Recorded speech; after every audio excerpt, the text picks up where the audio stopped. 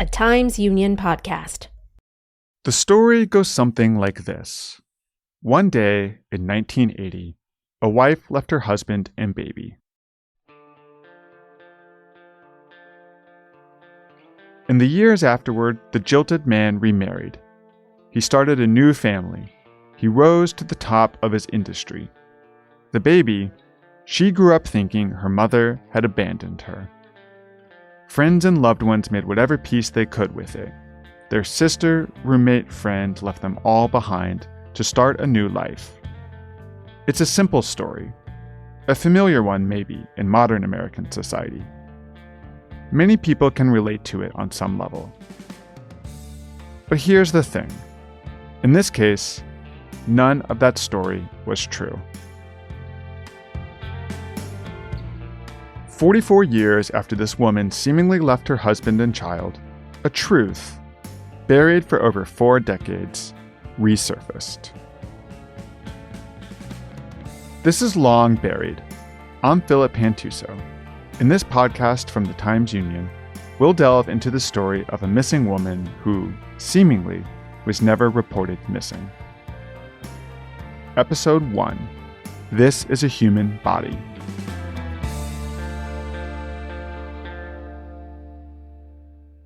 Before we begin, a word of caution. The story we are about to tell involves situations that may disturb some listeners. Please take care as you listen.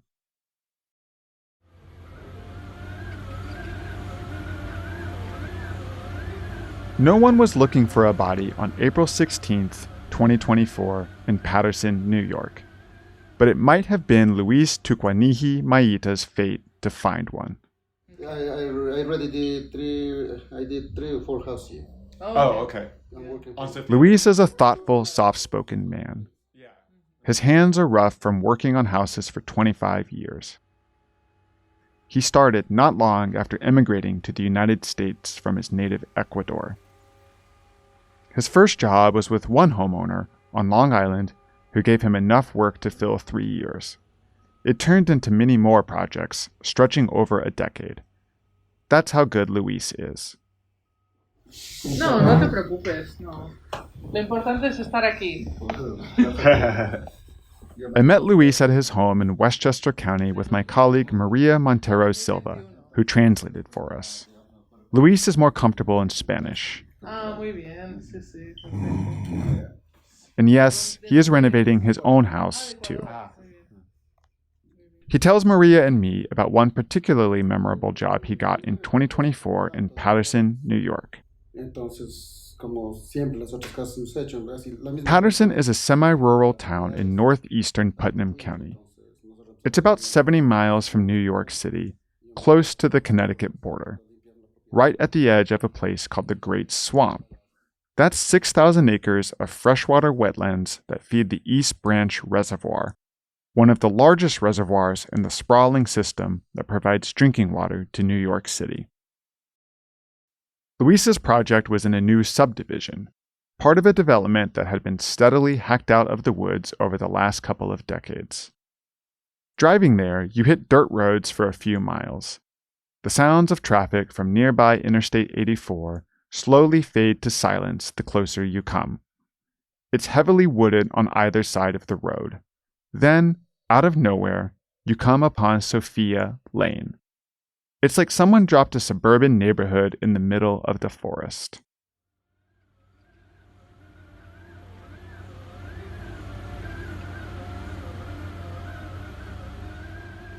This house was a new build, so Luis had to start by clearing the land.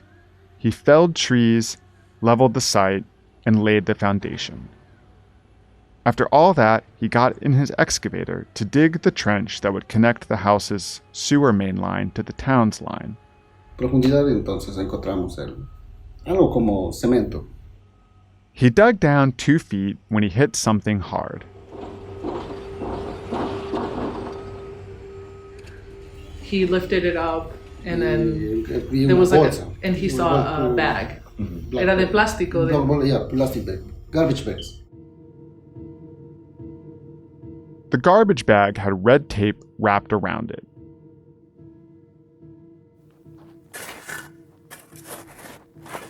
Luis hopped out of the excavator, grabbed a shovel, and began knocking away the dirt from what he dug up.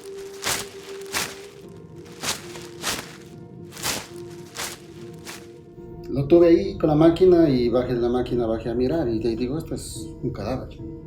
From it, and then he went there and opened it, and then he saw Entonces yo miré ropa y miré algo de huesos. Clothes and bones. Dije, no, este es un cuerpo humano. And he said, this is a human body. Inside the bag were human bones and what appeared to be a pair of women's underwear, their meshy, flower-patterned fabric caked in dirt. Luis, it seemed, had accidentally discovered a grave. Someone, at some point long before homes were there, had buried a body in these woods and filled the hole with concrete. The spot where this body was buried is hard to find. It's about a quarter mile as the crow flies from the perimeter of the Ice Pond Conservation Area, more or less smack in the middle of the Croton watershed, the southernmost part of New York City's water supply system. Development is heavily restricted there. Out of the woods, Sophia Lane was cut and paved in 1999, but permitting and project delays made it another 15 years or so before houses started being built. All this to say, finding this body was like finding a needle in a haystack, in a field of haystacks, where you can't actually touch most of the haystacks, when you weren't even looking for a needle at all.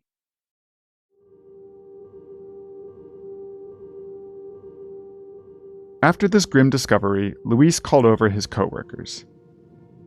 They'd been busy in other areas of the site.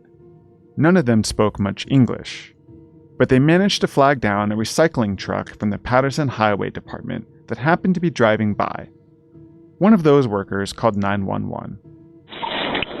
State Police, Miller. Hi, how you doing today? So, I work for the Patterson Sanitation Department, and I'm on right now, and these construction guys are like digging up for a new house, and they think they've come across some human remains, and they're Spanish guys, and they're asking me to call the cops for them because they don't speak good English.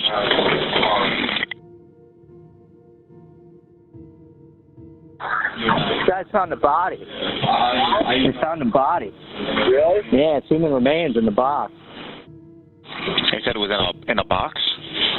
Yeah, it's in a cement. It looks like it's a bag, black plastic bag enclosed in a cement box, or what was a box, until they busted it open with the excavator. Okay, so in a cement box, yeah, and then a bunch of bags with clothes in it? Yeah, you'd have to, it's hard to explain. You'd have to come out and look for yourself. Yeah, I'm just putting some notes down so at least the patrols have something when they're heading over there. So, okay. And a bunch of clothes. Yeah, it looks like a female. You can see the underwear. 20 minutes later, the scene was swarming with police.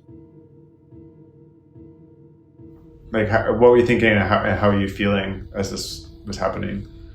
¿Cómo te sentiste y qué estabas pensando cuando todo esto estaba pasando? Cuando encontré, o sea, yo no tenía por qué sentir miedo, simplemente, o sea, yo soy católico mucho y digo, solo Dios sabrá por qué me dio esa oportunidad de yo encontrar un cadáver y hacer que, o sea, puedan llevar a un lugar y tener que descansar en paz, el espíritu o algo, pero...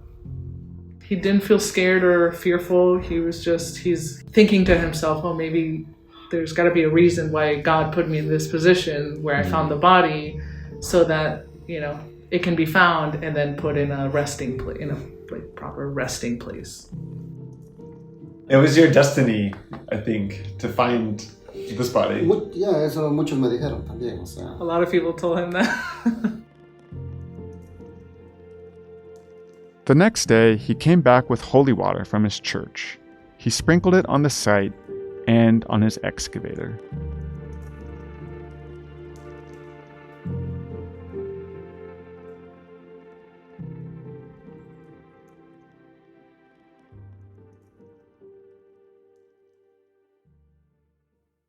15 days after Luis found the bones, he got an unexpected visit at the construction site. Y el señor que manejaba era bien tatuado. Y la señora que estaba al lado. Pero estuve con mis compañeros. A red Subaru pulled up, and out stepped a woman and a man with tattoos covering his arms. Y me dijeron, ten cuidado, de pronto van a sacar la bala. Luis hadn't been scared by finding this body. His coworkers told him to be careful. What if these people pulled out a gun? But Luis thought, I know it's not going to happen like that. And if something happens, it's because that's my destiny. Luis approached the couple. Me acerqué y dijo, ¿tú fuiste el que me encontraste? Yo le dije, sí. Are you the one who found the body? They asked. Yes, he said. He showed them where he found it. ¿Y en qué lugar? Yo le expliqué dónde. Then the woman started crying. Y la señora lloró y dijo que que tal vez podía ser la sobrina porque estaban confundidos con otra persona que se desapareció en Brewster. The man said they thought the body might be their niece. She disappeared nearby in 1995. ¿Cómo es el apellido? Mulpay. Con la Mulpay. Yeah, Mulpay. Murphy. Murphy. Robin Murphy? One of the Hudson Valley's most notorious cold cases? We'll be right back.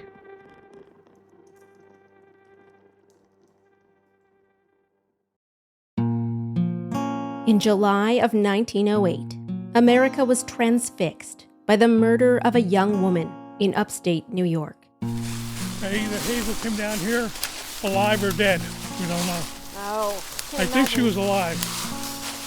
She was found floating in a country pond, her death shrouded in mystery, her killer unknown. Was she murdered by a spurned lover? Was she leading a secret double life outside of her station as a governess to the wealthy residents of Troy, New York? Did she know too many secrets? She was obviously trying to create a better life for herself, and she knew how to maneuver to make it work for her, and it worked until it didn't. In this new limited series podcast from the Times Union, we'll go back in time to an era of wealth and prosperity, of rampant political corruption, and of secrets and lies in upstate New York. We'll unravel the mystery of the life and death of one young woman, and why her story still resonates more than a century later. 'Tis the last rose of summer left blooming alone. Listen to The Girl in the Pond at timesunion.com or wherever you get your podcasts.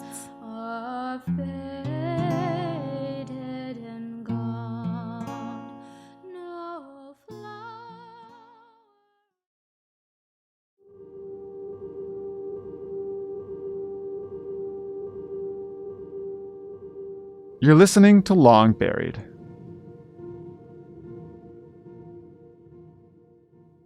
We begin with a News 12 exclusive, a possible major break tonight in a decades-old case of a missing teen in Putnam County. And we're learning that skeletal remains were found not far from where she disappeared. In 1995, 17-year-old Robin Murphy went missing from the ShopRite Plaza on Route 52. It was less than a mile from her family's home in Lake Carmel. That's a hamlet one town over from Patterson. Police have long considered her disappearance suspicious, but her body has never been found and police have never charged anyone. The disappearance of Robin Murphy is one of the most famous cold cases in upstate New York. So when Luis discovered the remains of a young female in Patterson, could you blame folks for thinking it could be Robin Murphy?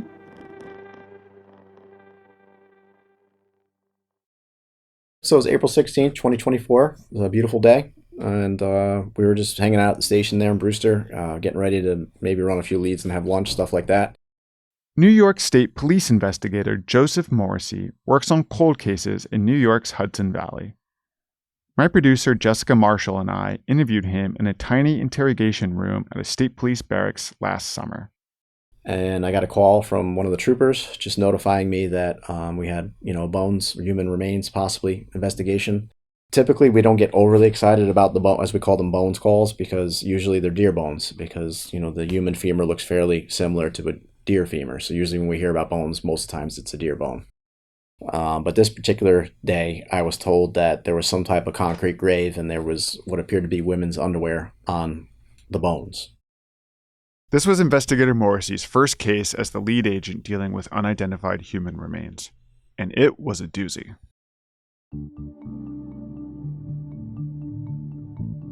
So we secured the crime scene, and we secured the remains, concrete, the plastic bags, and clothing, and there was a Bic lighter that we secured.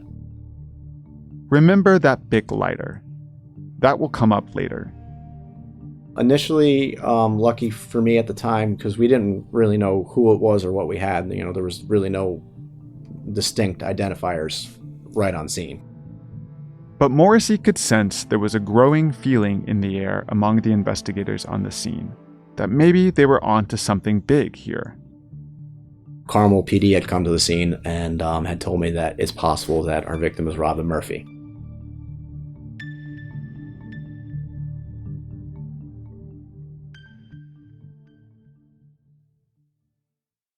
On April 9th, 1995, Palm Sunday, Robin Murphy was supposed to meet her boyfriend at the Burger King where he worked in Lake Carmel. But she never showed.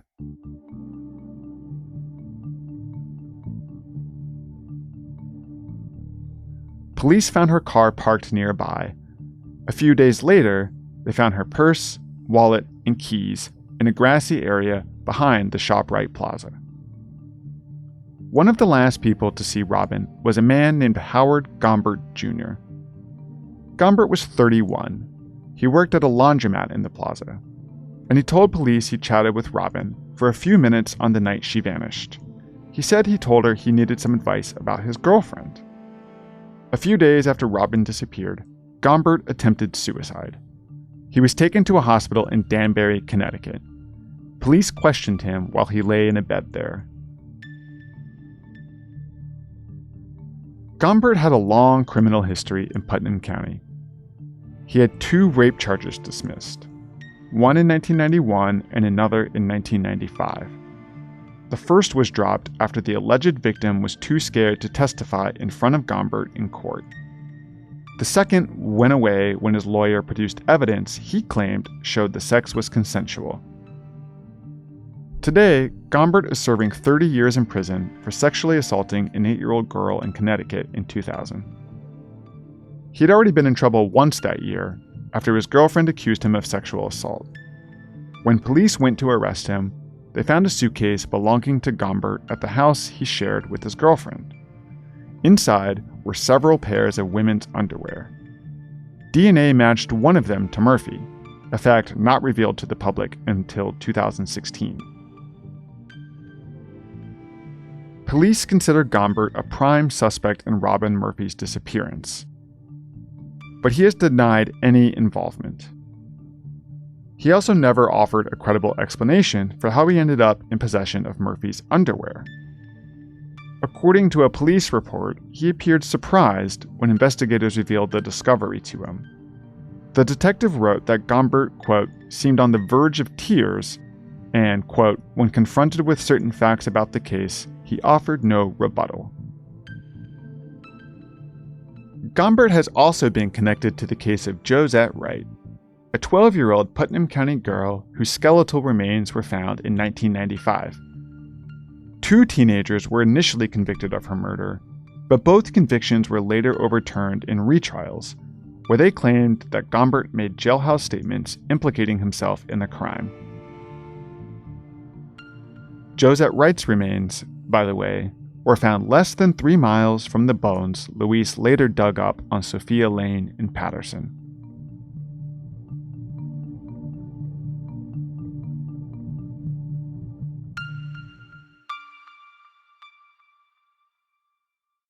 There hadn't been any testing on the bones to confirm it, but Robin Murphy was on everyone's mind.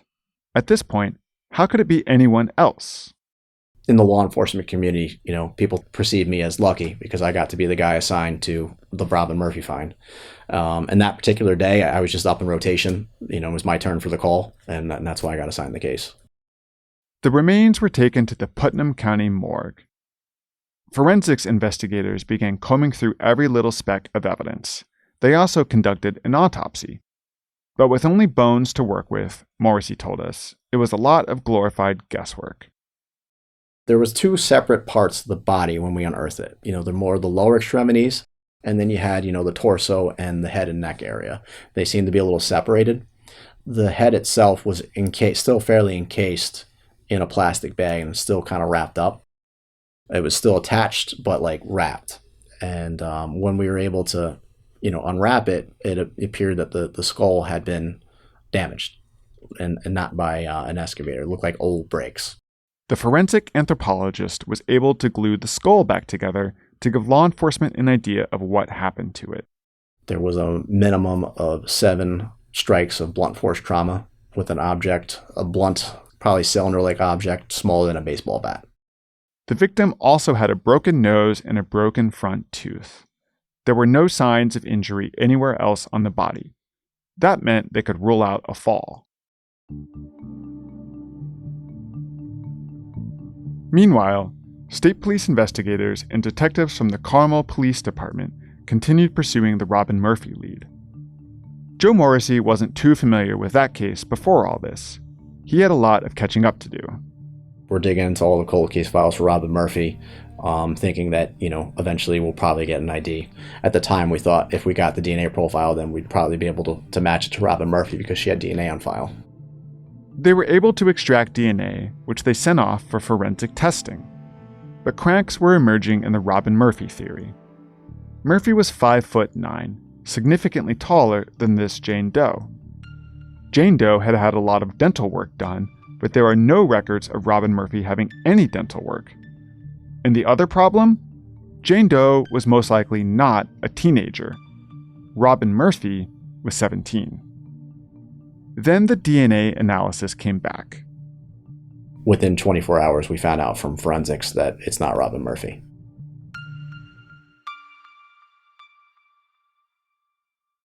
How were you feeling when you confirmed that it wasn't Robin Murphy? Were people disappointed? What was going through your mind when you're like...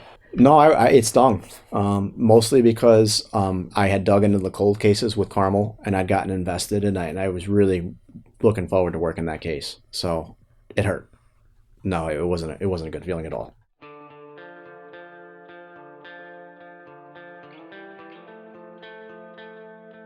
So, if they weren't Robin Murphy's bones, whose were they?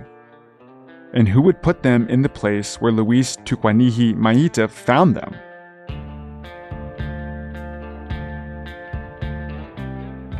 On the next episode of Long Buried, we follow police down the rabbit hole in search of answers. I don't know, I'm not a very religious man, but sometimes you get some really peculiar messengers, and then that's what happened.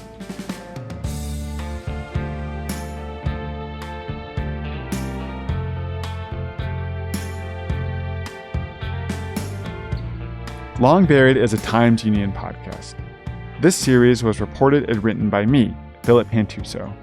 It was produced and edited by Jessica Marshall. Editorial direction and fact-checking by Erica Smith and Casey Seiler. Our web editors are Daniel Roberts and Kat Simon. Special thanks to Maria Montero Silva for translation and George Ruiz for design. Archival sound came from News 12. Our theme music was composed and performed by Martin D. Fowler.